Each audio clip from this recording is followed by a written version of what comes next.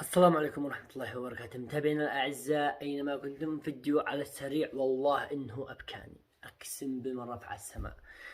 للمصري الذي استطاع بكل ما تعنيها الكلمة وكل جهده يساعد أخونا اليمني في مصر. أخونا اليمني بنت مريضة ووداها مصر يعالجها وتوفت، الله يرحمها والله يلهم أهلها الصبر والسلوان. خلونا نشاهد المقطع ونرجع لكم.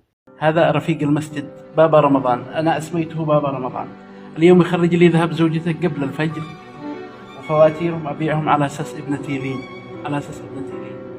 والله ما وجدت أوفى من هذا الرجل أبدا داخل القاهرة، يعني ما وجدت أوفى من هذا الرجل. أقول لك جزاك الله خير، وصلت هديتك، وابنتي اختارها الله عز وجل، ابنتي رحمه الله اختارها الله عز وجل. الحمد لله رب العالمين، نقول الحمد لله رب العالمين، نقول الحمد لله رب العالمين. اتصلوا بي الآن من المستشفى، الحمد لله، نقول الحمد لله، الحمد لله، لا والله الحمد لله،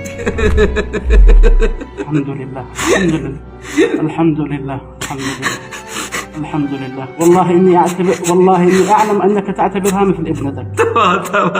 الحمد لله. ما شاهدتم يا شباب؟ حرام إنه الفيديو إيش 3 حاجات الذي خلاني أبكي عليهم. أول حاجة رحمة وتعاطف المصري، والله تحية لأصحاب مصر. أقسم بالله إني أيش أقول لكم، جاب فواتير البيت، يعني البصيرة حق البيت، وجاب الذهب عشان يساعد اليمني. تحياتنا لكم أهل مصر، مشوا أول واحد وآخر واحد. الشعب المصري معروفين فزعة، شيم، كرامة. الله يلعن من قال إن الشعب المصري شعب جاوع، ولا الله يلعنه. شفتوا؟ حرام إنه موقف سنة بشعر راسي إني أبكيت منه. الموقف الثاني صبر الأب، شوفوا على قوة إيمان فوق الأب وثبات. أقسم بالله إنه وحن نضحك كان مبتسم، مآمن بقضاء الله وقدره. شفتوا؟ مآمن بقضاء الله وقدره. حرام من هذا الميزة نفقدها الجميع. أقسم بالله عندنا صاحب يموت يجلس على يبكي، صح انك تقدر تبكي قهر، لكن آمن بقضاء الله وقدره. يا أخي ما قضاء الله وقدره.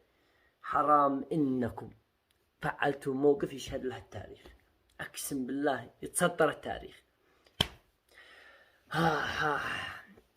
وكل التحية والشكر لأبناء مصر. حرام إنكم هان. الشعب المصري معروف في الكرم، في الفزعة، في الرجولة، في كل شيء.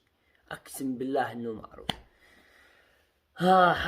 الله يعصم قلبك والله يصبرك. وأتمنى الفيديو عجبكم. والله إنه يا شباب أنا صح إنه كهرني، لكن والله إني بكيت. عتفي رجال، عتفي إن مصر لها الفخر، لها الفخر مصر بشبابها، بأبطالها، بأسودها. تابعوا اكس بلور أينما كنتم، وانتظرونا نرجع من جديد. السلام.